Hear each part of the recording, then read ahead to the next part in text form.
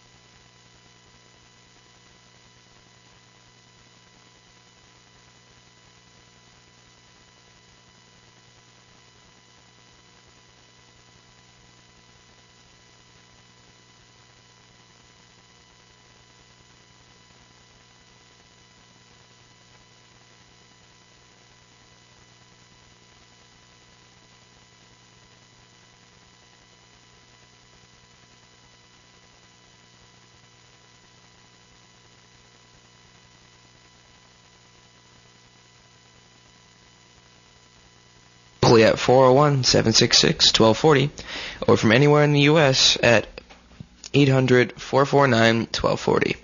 If I don't announce a winner during the show and you still think you have a shot, drop a line to me at ben@behindtheparanormal.com. The winner gets a copy of my dad's latest book, Turning Home God's Ghosts and Human Destiny. Now, unfortunately, our scheduled guest, Dr. Rebecca Hardcastle, a global expert in the extraterrestrial origins, dimensions, and abilities of human consciousness, was unable to be with us today and will appear at a future date. So, this has become an open-line show. It's a welcome chance to catch up on our mountain of emailed questions and to take calls, especially from our gallant cadre of reporters who are out there slogging on a daily basis to get more information for our show from different parts of the country and Europe as well. So, do we have anybody on the line? Okay, and I believe we have, is this Donna? Yes. Oh, hi, Donna. Welcome to the show. We will start right off with you. Donna is our reporter for the Northeast, and we don't give her last name because she's involved in an active case that is extremely interesting and that we report on from time to time. So, Donna, what's going on? Well, it's been relatively quiet here for about a week, which is a nice relief for a change. Yeah. I had emailed you, I think, and told you that I had set up a program on my computer to record during the night to see if we were getting any noise or anything specific coming through. Yeah, Alex, actually, what kind of, we're talking about electronic voice phenomena, or EVPs, which is something that's very common in pop paranormal research today. And so go ahead, tell us what happened. Well, I set it up last night. It didn't record for some reason. I recorded for a half hour and shut off. The night before I recorded, and I did listen to 5 hours worth of recordings. And what I had was a lot of undercurrent, what I call undercurrent voices, which sounds like if there was a TV on in the house or someone was spinning a radio dial very quickly, and you get a lot of mumbling with maybe a voice rising up to the surface, but you can't hear what they're saying. Mm-hmm. And then I had a lot of shuffling. It sounded like something dragging a piece of furniture across the floor. There was very definite dragging sounds. And I also had a sound that sounded like maybe a hammer hitting an anvil. Really? Yeah, and that came through a few times. Repeatedly, knocks, knocks, knocks. Sounded like a lot of disturbance around the microphone. To mention, everyone was in bed and asleep upstairs in the house, and this was downstairs in my den, away from everyone who was sleeping and the dogs and everything. It was repeated knockings. There was just a lot of. It sounded like the house feels a lot of times congested and confusing, rustling and rattling and that type of thing. Yeah. So that's what I was able to pick up on my first experience recording. That's very interesting. What's the nature of this? Is this some kind of special software or what? I found it on the internet. It's called EVP Maker, and it's a free program that can be downloaded. We happen to have a microphone attached to our computer, so I was able to record directly from the computer. And what it does is it puts a graph on the screen so you can follow, as you're listening to it with your headphones, the playback, you can watch a graph on the screen and you can see where the disturbance is in the graph, and that's where you would find any disruption in the recordings. All right, I'm a little bit. I trust you because I know you know how this works, but I'm a little nervous about any product that advertises itself as particularly a ghost hunting product. The people who advertise electromagnetic field meters as ghost detectors, I mean, it's ludicrous. However, I do trust you, so I'd like to hear some of these next time we're over. And I'm glad you called right off the bat because we got an email here from Bill Reynolds in Dover, Arkansas, which you might find very interesting, and I might appreciate your comment on. Ben, if you would, please. All right. It's everywhere. All right. Hi, Paul and Ben. Every time I listen to your show, I look forward to your latest update from Connecticut's Skinwalker Ranch, in quotations.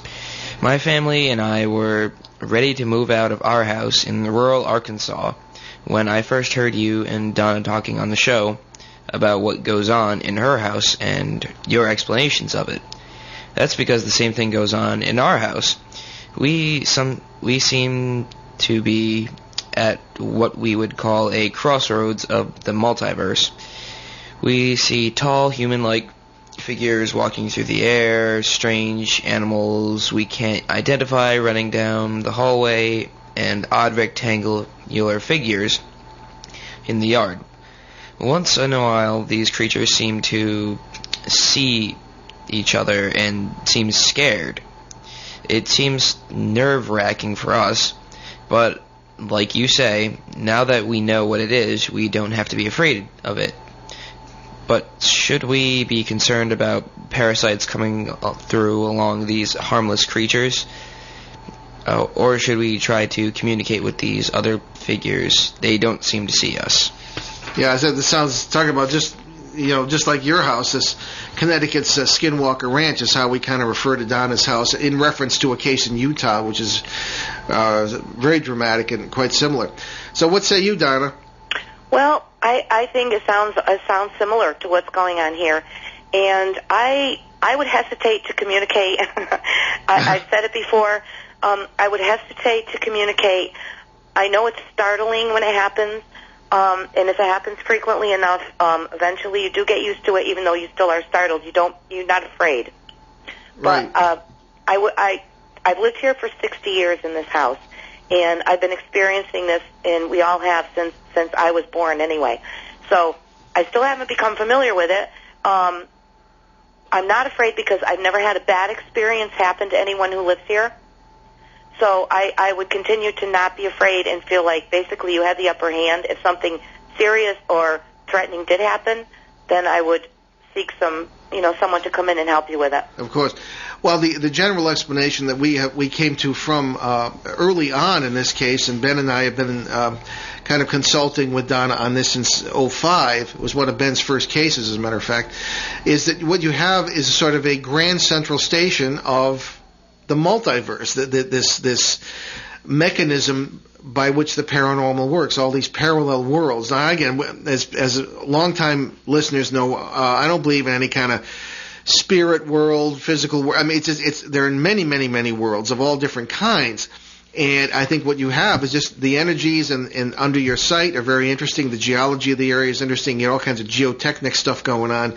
And you've got electromagnetic fields that are just right where all this stuff comes together. Like in a railroad station. If you're at Penn Station in New York City, you see people, tall, short people, different, dogs, whatever, people coming by.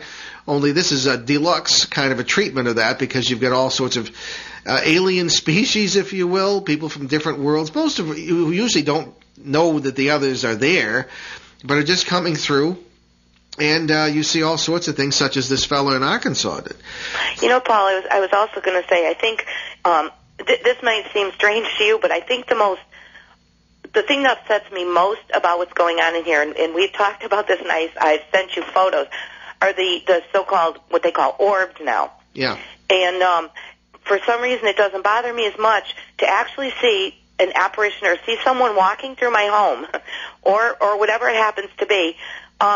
than to think that there are these millions of orbs in my home. You know, they're everywhere. You can't take a photo without them. And you had been discussing with me about what you believe they are. You know, how they basically feed off energy. Mm-hmm. And you know that to me is like, I feel like sometimes in my own mind, like I'm being eaten alive. You know, like your energy. Yeah. And if you had 1 or 2 or 3, or if I had 10 of them, but you've seen the photos. Sure. And, well, as a matter of fact, there's on the BehindTheParanormal.com website. There's a talking points page, and in that section, there's, if you just scroll down a bit, there's a picture of one of the pink orbs that Donna had taken a photo of recently and had sent, and it's on the site if anybody wants to see it. And the pink orb is very unusual. As a matter of fact, I think we had Rosemary Ellen Guiley on last week, or one of the experts we've spoken to recently, who had very rarely seen a pink orb. I've only seen one with the naked eye. I've never seen a photograph of one until you had taken one. Well, we have them in broad daylight. I mean, you can take a picture in broad daylight, yeah. And you know, and you don't need the contrast. And I like I said, I've seen one with my own eyes, but it was a milky colored one. It was rather large, and to be perfectly honest, to me, when I was looking at it, I was just in awe.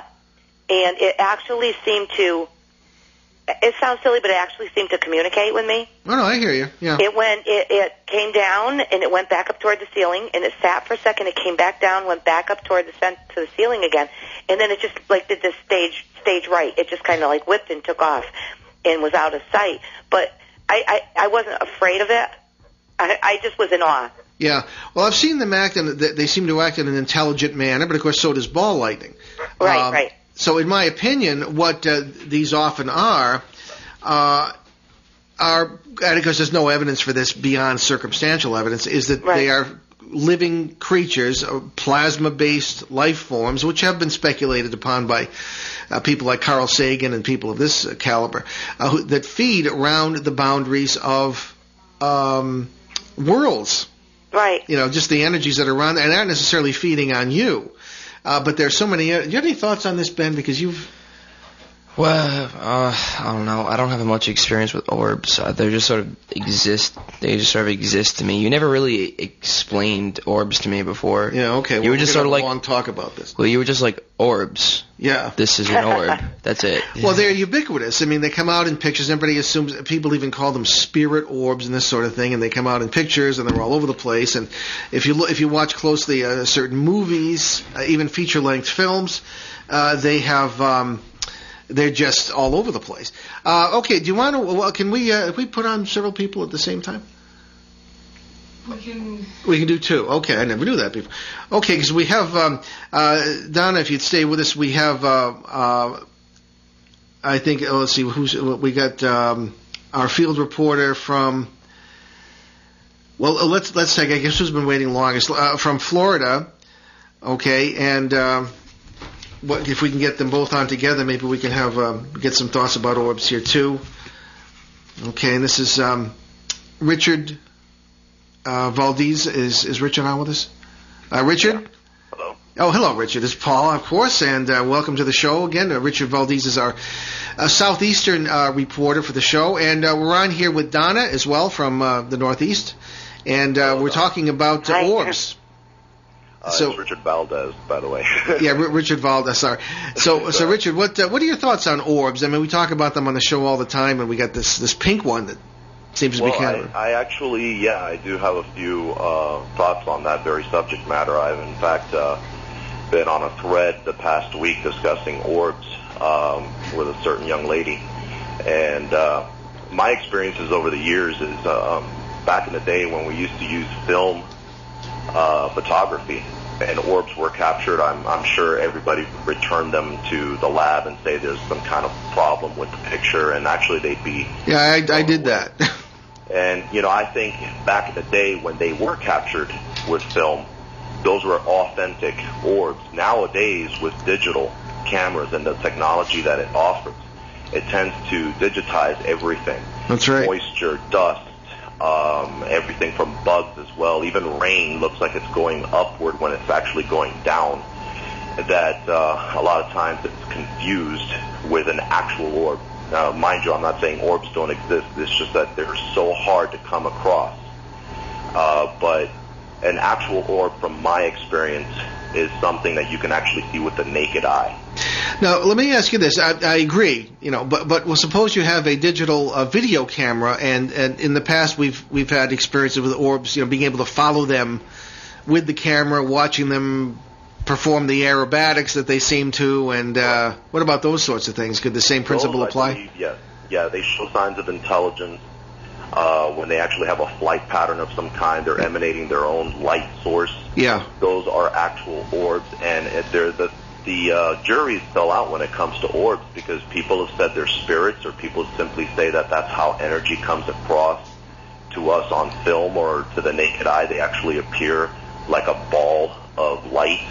And I'm one of those, I'm the train of thought that believes that, yeah, they do appear to be like a ball of light, energy. Uh-huh. Now, whether we define energy to be either just an entity with some kind of intelligence, or something from what you have already referred to from the multiverse trying to come across, is still, speculation. We need to actually conduct more experiments and investigations trying to communicate with actual authentic orbs. Yeah, if they can be communicated with. But no, you're certainly right.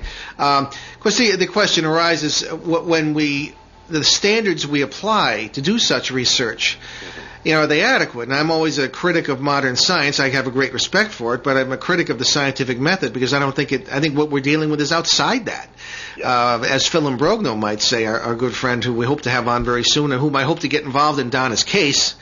And he has some very interesting thoughts on orbs and on EVPs, because we started talking about EVPs earlier, and he has detected in his research 2 levels of sound, if you will, that come through on EVPs, at least the ones he's researched, which indicate they might be coming from 2 different places, or I don't know. I'd like to get him on to explain it fully. But I'll toss my hat in on the EVP question, if you wish. Please. One of the things that I've noticed with my EVP specialist, Desiree Page, on my team, as of late, we've actually noticed a trend that has actually begun to become a trend in almost every single case we do. Whatever is trying to come through when an EVP session is being conducted, they tend to also use the energy from the people that are talking during the EVP as well, and it almost overlaps their actual speech pattern. It's almost as if they're using that energy.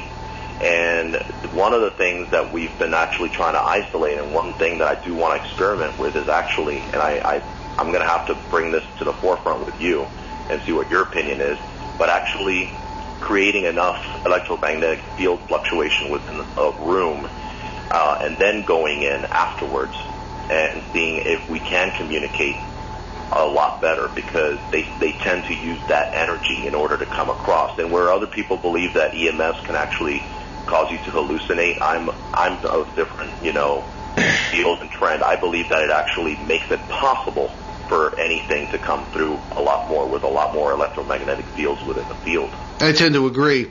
Yeah, because again, there's no way to really, prove it. As you say, the jury is still out. Of course, this raises the question of, and earlier in this series of shows, we brought up Ted Sirios, and again, you have to be, maybe people of my vintage remember him better than some of the younger people do, but he was a fellow who could look into the lens of a camera, and whatever thought was in his mind, a landscape or whatever, would come out on the film in the camera, supposedly.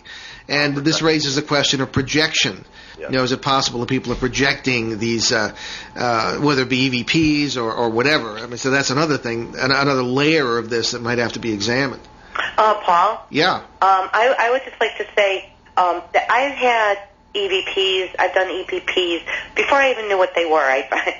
Just for the heck of it, because of what's been going on in the house, and I figured something may come up eventually or something. And I actually had intelligent communication through EVP. Twice I had sneezed while the tape was playing, and a voice came through directly after that and said, "Bless you." Oh, you mentioned that. Yeah, was that a child's voice? No, it's funny. The voices are neither male or female, if you can understand that. Yeah. It was a kind of a hoarse whisper, and it was very distinct. And 2 times on 2 different days, I had sneezed, and I heard, "Bless you." Another night, I was cleaning up a little puddle for my dog, and I was chastising her, and I had the tape recorder going on the table. It was late at night, and everybody had gone to bed.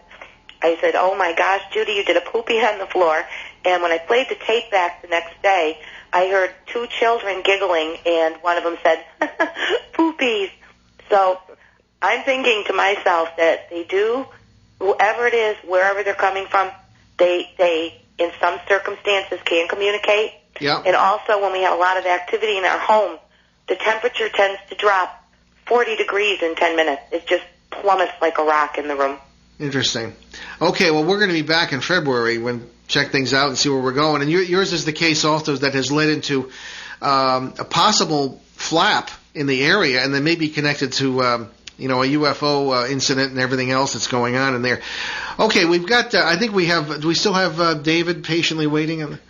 Okay, we have David from Indiana, our reporter in that area. So we can only take two at a time. We have to let one of you go. Okay, you know what? I'll take off then, and I will be talking to you soon. Very good. Thank you very much, Donna. Thank you. Bye-bye. Okay, Richard, stay with us, and sure.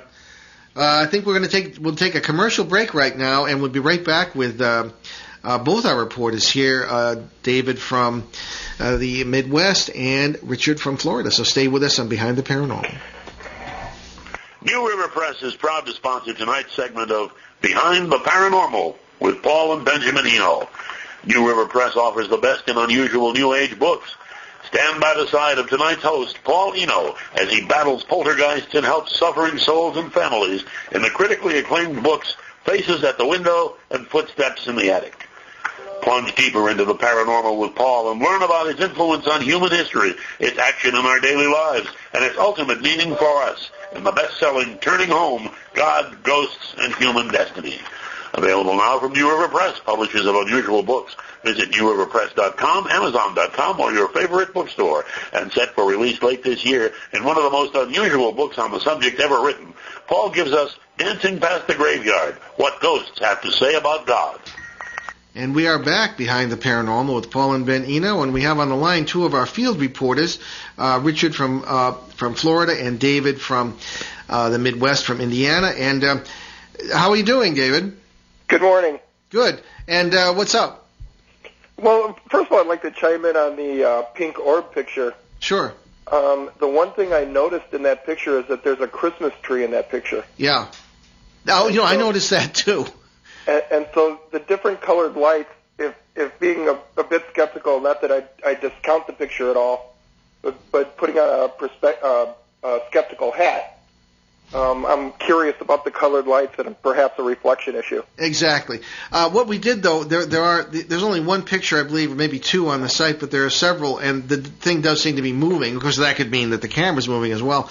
There are a lot of reflection issues. The mirror picture that's in reference to this case on the site was in that same room, as a matter of fact, and we went to jumped through all kinds of hoops to make sure that it wasn't a reflection in the mirror, the portal thing that we judge might be there. Okay, no, but that's a point very well taken. But at the same time, my philosophy has always been follow the orb to find the mist and the good EVPs. Yeah. So when I see an orb in a picture, I'm not going to discount that the site doesn't have some activity. And if I'm investigating and I see an orb come up, I follow that area. What connections do you find between EVPs and orbs? As the level of orbs go up, I've found that those have been the areas I've been a little more successful in getting EVPs in. Interesting. Okay. Richard, what's your thought on that, Richard? When it comes to orbs, I tend to always look for your atypical orbs that are commonly going to be taken with digital cameras, which are the dust orbs. But of course, I have noticed we have gotten over the years red orbs, blue orbs, pink, even orange orbs, many of which have already been sent off to photographic specialists, and they have not been able to explain them away. Yeah. There is a correlation of some kind with EVPs. I have noticed that. It was easier, as you say, when back in the days of film. Now, I still have a film camera. I don't use it very often, but it was much easier. But I noticed that the nature of orbs, I never used to get them 30 years ago. They were at very least far. they were there. They were there, I guess, but they weren't as obvious as they are today. Yeah. And so the first thing I did was see, well, maybe it has to do with the film emulsion. We're picking up high, a larger portion of the spectrum and all this sort of thing. And that appeared to be true because film speeds have improved and all this sort of thing. So maybe that's the reason. If I may interject, Paul. Yeah. Well, one of the experiments that I conducted many years ago, in fact, was I placed the digital camera on a tripod, and I went in a completely darkened room, and I went ahead and started just shooting pictures, one after the other, automatically with remote control. What I did is I also noticed that as I went off to the side and the flash would actually set off from the camera, right in front of the camera, you could actually see dots that were being captured. And every time I look at those very same pictures, you see those very same dots coming across as the orbs. Mm-hmm. And these are, I believe, unfortunately, the things that people have been getting confused with the craze going on now. Sure. With the paranormal. Yeah. And people are saying, oh my goodness, look at what I have. But you can get those same orbs with smoke, with moisture, with anything, and dust. Most of all, the dust particles tend to be actually pronounced even more so on a digital camera because of the technology. It captures anything within the lens area, and it pronounces it even more so than ever. And what ends up happening is when you actually look into it, it's been pixelated right in front of you. An actual orb is almost like a comet, and it has a flight pattern, and it gives off its own light. I think that's what people need to start actually separating between the two in order to actually say this is an orb and this is not an orb. Yeah, well said. I personally, we just pay attention to them mostly when we see them with the naked eye or when we're using a video camera with true infrared. Yeah. And you can see flight patterns, everything, and say, well, maybe you got something here. But you're absolutely correct. I mean, with digital photography, as handy as it is, it has at times complicated the issue with this. Yeah, exactly. Yeah, very good. Okay. You know, Paul, one of the experiments I did was to reduce the speed on my camera from 10 megahertz to 5 and 7, and I've noticed that the number of orbs I pick up goes up as the speed goes down. Oh, that's interesting. Yeah. One thing I've noticed as well is when we, especially in Donna's case, when we're outdoors at night, and you have pictures taken at the regular speed and the regular settings, when you don't see anything particular that's of orb interest, and when you lighten up the photos, they do seem to be orbs, and of course that is the possible explanation for that may rest in the vagaries of digital photography as you've been suggesting, but it's an area that needs more research, and of course, with everything in the paranormal, you answer one question and 10 more come up. If we could keep you fellows on the line here, I wanted to do a couple of more emails here and get your opinion as we answer these. Sure. The more brains, the better, I think. This is from Ellie in El Dorado Springs, Colorado. Take it away, Ben. All right. Paul and Ben, you sometimes mention paranormal flaps on your show. Do all these paranormal phenomenon come through one portal, or does the whole area become a portal? And paranormal flap, for those who don't know what it means, is just a seemingly random or rather an explosion of paranormal activity that people notice in a particular area at a given time. It may be an entire region, it could be a smaller area, but it's seemingly unrelated paranormal phenomena taking place side by side, more or less, such as in the Mothman case in the Ohio Valley when there were UFOs, ghost phenomena, the Mothman itself in this business, a flap. So what do you fellas think of that? Do you think it's one portal or many or something entirely different? I think it may have to do something with the area or something that may have happened in the area. I have a theory behind that after reading your book, actually, Paul. Something that people may want to start looking into, maybe even yourself and even myself and Dave, is to start looking to see if there's been any significant change within the area, if there's been any more power lines that have gone up, has there been any seismic change whatsoever. Yeah. Because a lot of times the Earth does give off, its own electromagnetic field fluctuations. Yeah. I would wager that if we were to go to Haiti right now, there would be a lot of supposed paranormal activity going on because of the seismic plates moving here and there, causing possibly a lot more electromagnetic fluctuations into the air, making it possible for these flaps that you've already discussed to come through even more prominent. It's Very good that point. Really needs to be looked into. Yeah. And I also don't want to be one of those ambulance chasers either, but by the same token, you know, when the opportunity does arise, I think that researchers like ourselves should actually take it upon ourselves to go and research and see and start actually documenting whether there is more paranormal activity or flaps taking place in that area. That's an extremely good point. Well, after Katrina, there was a tremendous surge of reports, even from rescue workers, of ghosts being seen and even UFOs, things of this kind. A flap, as we would say. So I think, yeah, you've got an extremely important point there. Now, of course, that was not a seismic event, but nevertheless, it was an event that created great trauma, if you will, among the human population and the whole biosphere, probably. And keep in mind that the barometric pressure also has a lot to play into this as well. After a hurricane like that, the barometric pressure tends to drop or actually go up. Yeah. When a hurricane is coming, it tends to drop. Mm-hmm. When it leaves, it tends to go back up. So leaving that actual door of opportunity for that flap to take over, that's around the time that people should be going over there. My team and I back in the day actually went to the 9th Ward that was devastated by Hurricane Katrina. Wow. Okay. And we investigated. There was an awful lot of activity. Our medium could not tell who was living and who was dead, supposedly. And to say the least, yes, I think it does have some correlation to do with your theory. Well, and Paul, to chime in a little bit, also the energy levels go up. Yep. And there's a lot more energy to be conducted and used by whatever entities may be present. Mm-hmm. And especially if there's a UFO sighting that could bring energy that could be utilized by other types of energy entities that need that energy to manifest. Interesting. Could you say a little more about the barometric pressure? I must admit I'm not familiar with that. I know what barometric pressure is, but its connection, you know. I'm surprised you being on the Coast Guard. Yeah. Well, the barometric pressure has a lot to do with the actual.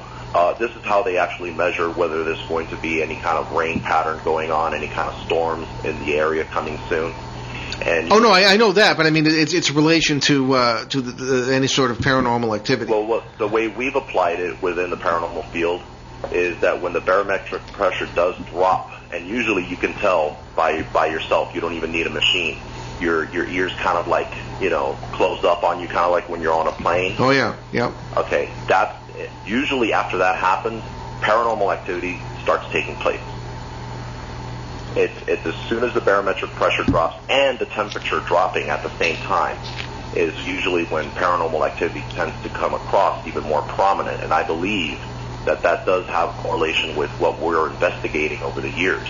And if people would start actually paying more attention to this, they would actually notice and actually take advantage of the opportunity given to them when that does happen to actually make more communication. You'll get better EVPs, better photographic evidence, and better video evidence. How do you explain that?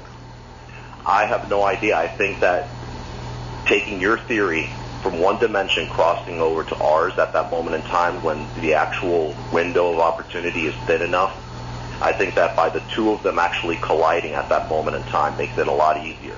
And it's possibly an event that happens that moment in time with the barometric pressure dropping that makes it possible for those other dimensional entities to come across to us at the same time. It's something that only happens when you're trying to make contact with them. I want to talk to you more about that because that's something we ought to start applying and, you know, experimenting with ourselves. Well, thank you. Okay. Of course. Okay. We will talk about that off the air. Okay. Here is one from Anant Kumar in India, and he has a question.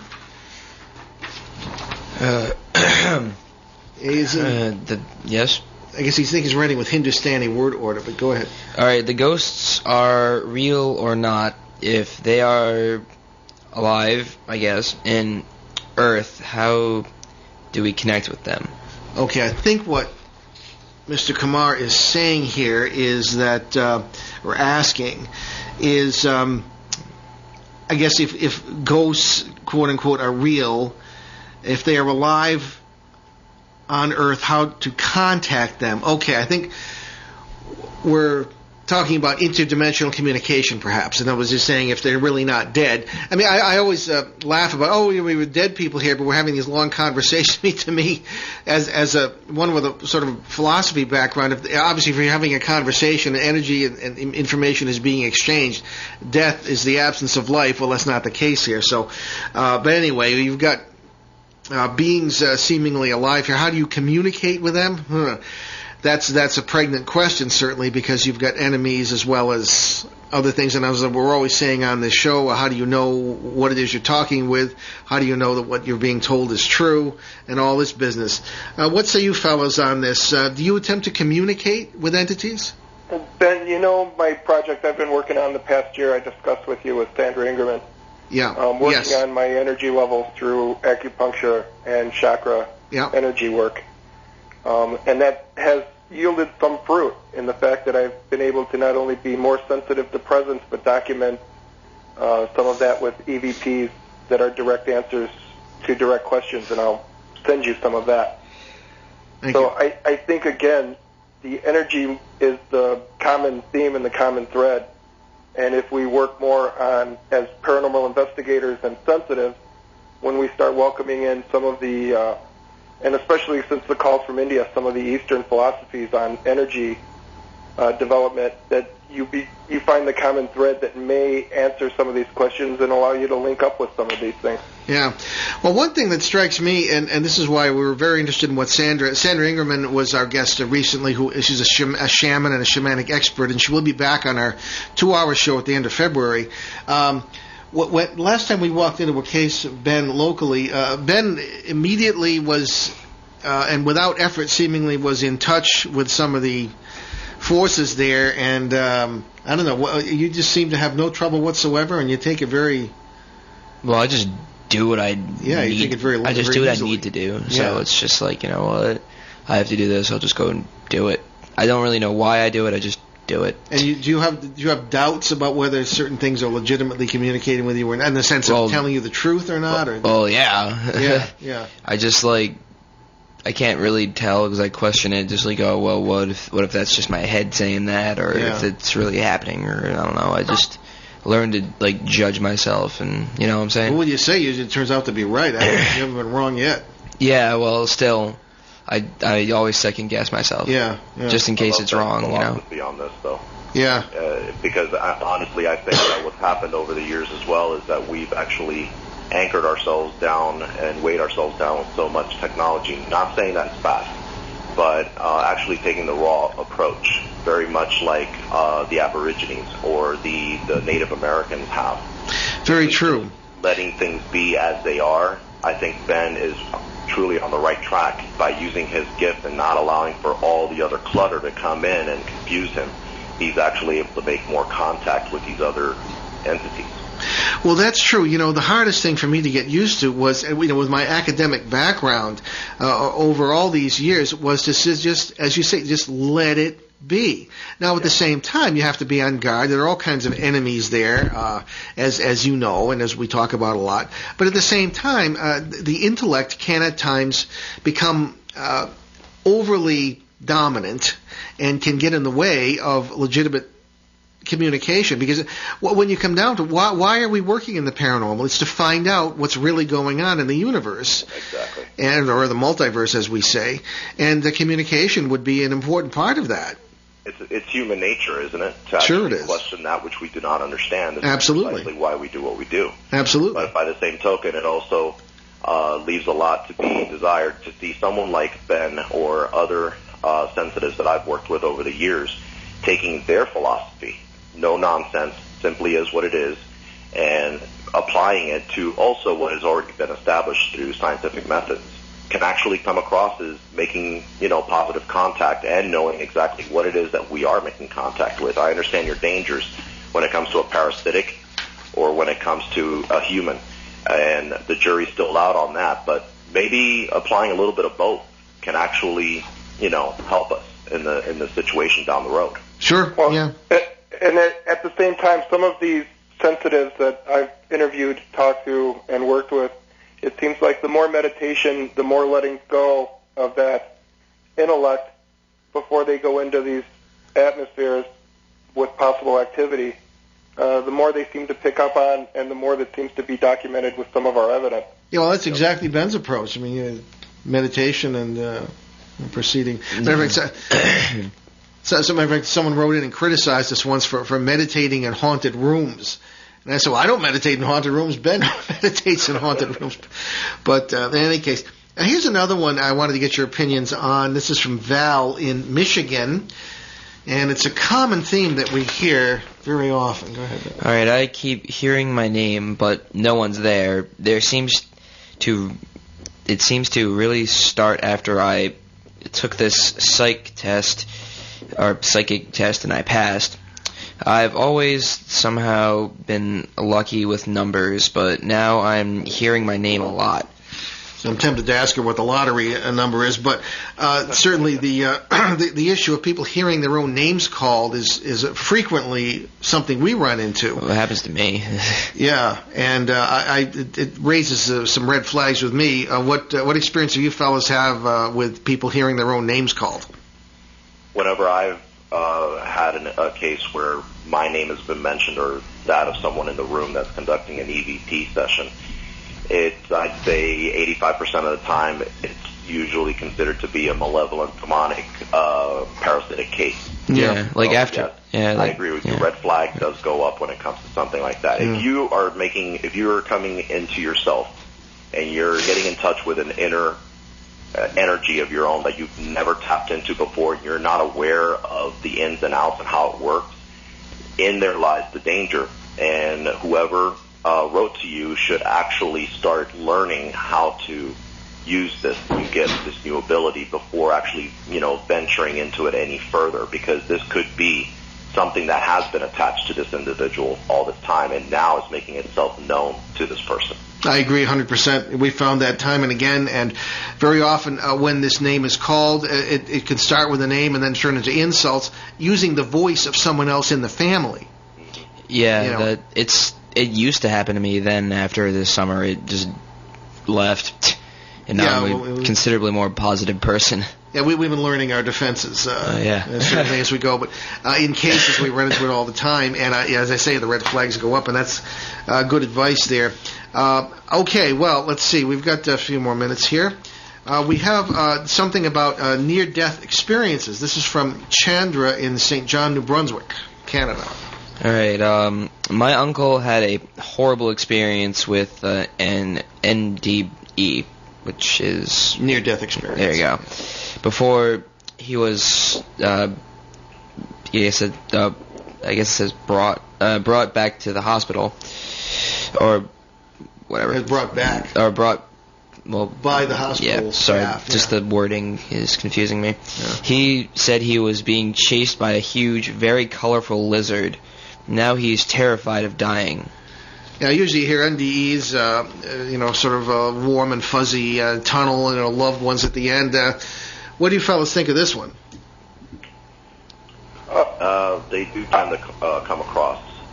Sometimes I have heard. I can't say I've experienced it myself. Reptilian. When it comes to anything that is considered demonic, they tend to come across as any kind of creature that we possibly imagine and possibly even thrown onto the silver screen. It seems to be that some people do have good experiences and bad experiences. In this case, bad. You have to remember that their energy was no longer encased by the body. It was out and about, meaning they were actually able to cross over to a different dimension. More than likely, they crossed into that one particular dimension where these type of spirits, not saying that they're demonic, but more than likely are, could come across more prominent and did scare the life out of him, or actually the life back into him. Well, and that's another point. Imagine an entity that's a good energy that needed to chase him back and frighten him enough to turn back where he needed to go. It's an interesting point of view. Well, what interested me, you have any thoughts on that, Ben? No, I'm just making noise. Go for Well, I it. had an interesting experience myself with just this sort of thing. Now, I really can't say that I've had. Well, probably the closest thing I ever had to a near-death experience was when I was in fibrillate. I was at home. I was fibrillating. I also had pneumonia. Didn't know either. And I finally decided to go to the hospital that day. It's a good thing I did. This conversation might not be taking place. But I began to have a very visual awareness of a lizard-like figure with beautiful colors standing at the mouth of a cave. And I thought it was an absolutely beautiful experience. I'm not a reptile kind of guy, and you often hear the reptilian thing brings up thoughts of these conspiracy theorists and the whole reptilian business, and that's another issue. But I had a very similar experience to what this fellow had, but I thought it was beautiful. But I did go to the hospital after that. Well, putting my shamanic practitioner hat on, and I think what Sandra Ingerman would agree with is that's quite possibly a power animal. Yeah. That's helping you at that point. Like the totem. Absolutely. Oh, yeah, very interesting. And something else, Paul, to add into that, you also, something else that should be pointed out, your body, your natural defenses were down, making it even more possible for your actual energy, spiritual self to actually see these things. Yeah. Very true, yeah. Okay, but other than that, I've never had any. Have you fellas ever had any sort of near-death experiences? No. Okay. I can't say I haven't, thank God. Okay. Well, hopefully you won't. Okay, here's one. And I guess one or two of you have read my books. And this is from Matt Bork, I guess it is, in Costa Mesa, California. All right. Hey, Paul, I love your books, but I get frustrated because they're so short. Why is that? I don't know, why is he frustrated, or why are they so short? Okay, I guess it's kind of a lighthearted question to end the show with you, but I don't know. Do you guys think my books are too short? I don't know. Professionally, I've always been a journalist, and particularly an editor, newspapers and magazines, and I never say in 10 words what I can say in 3. That's the best explanation I can have. You think my books are too short? The first 2 were, but the last one I read, the most recent one, I think, was actually long enough and got to the point. It was very easy to follow. And you also got to think of it this way. I mean, you were trying to bring your point across. Yeah. And you did do that in all 3 of them that I've read so far. And I'm looking forward to the 4th. So am I. I have a chance to finish it, but thanks very much. So I guess that's the only explanation I can have. What can I do? I'm an editor. All right, fellas, it's turned into a really great show thanks to you two, and thanks for calling in, and keep up the great work. Again, we have Richard Valdez, our reporter from the Southwest, from Florida. That's Richard at behind. Is it Rich or it's Rich? I think at behindtheparanormal.com. You can write to them. Any of our reporters can be written to with information about paranormal events you have to report. And also, certainly David Marsh from Indiana, David at behindtheparanormal.com. And thank you both. Thank you. And Richard, it was a pleasure to meet you. Pleasure meeting you too, Dave. Thank you, Paul and Ben, for having us on the show. Anytime. All right. Bye-bye. Okay, folks, here we are. We got a couple minutes left. And I just wanted to make one or two announcements here. I guess we can certainly want to thank our producer here today, Nicole, and we will see you next week, Saturday, January 30th, right here on ON 1240 AM and ONWorldwide.com at 11 a.m. Eastern, 8 a.m. Pacific. Our guest will be Chris Rondina, New England author and vampire expert. That's a popular topic right now because of recent movies. Oh, my God. Have you seen any of the recent vampire movies? No. I don't plan on it. Okay. Yeah, right. It's very odd. I think anything that overcomes death, especially in a world so full of death as ours. No. If you understood how what was the word?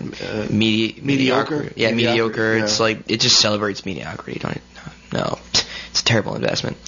Oh, the films. Yes. Really? Okay. Yeah. Yeah. Ben is our resident movie expert. I don't know. I don't have time to really see them, but anyway, there is an interest in that subject, and Chris is going to be with us next week to discuss that. Chris is an old friend of ours, very articulate fellow. You don't want to miss that.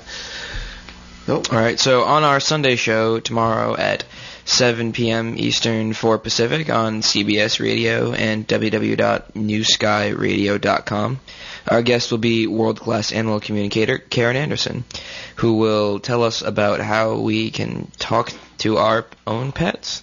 She'll even do a few animal readings for our listeners. Check our show website at www.behindtheparanormal.com and your local radio schedule for cities where CBS carries our show, and the website where you can hear us from anywhere.